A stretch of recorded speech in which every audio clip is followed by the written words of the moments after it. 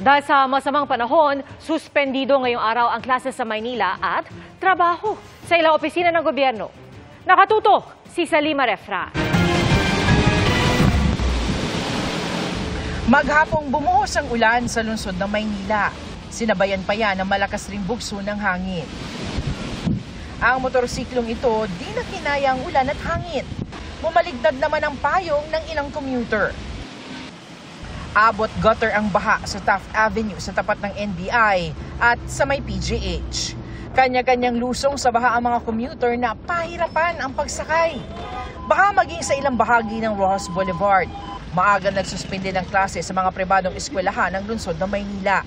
Wala pa namang pasok talaga sa public schools na sa susunod na linggo pa ang pasukan. Alas 2 naman ng hapon ang iniutos ng Malacanang ang suspensyon ng trabaho sa mga opisina ng pamahalaan, maliban na lang sa mga ahensya at opisina sa emergency response.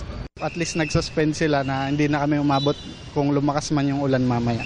Para na rin po mas madali sa mga commuters na makauwi kaysa abutan pa po ng ulan mamaya na mas malakas. Bahain po kasi talaga rito sa Taft. Para na rin po sa kaligtasan ng lahat ng tao. Para sa GMA Integrated News, Salima Refra, nakatutok 24 oras.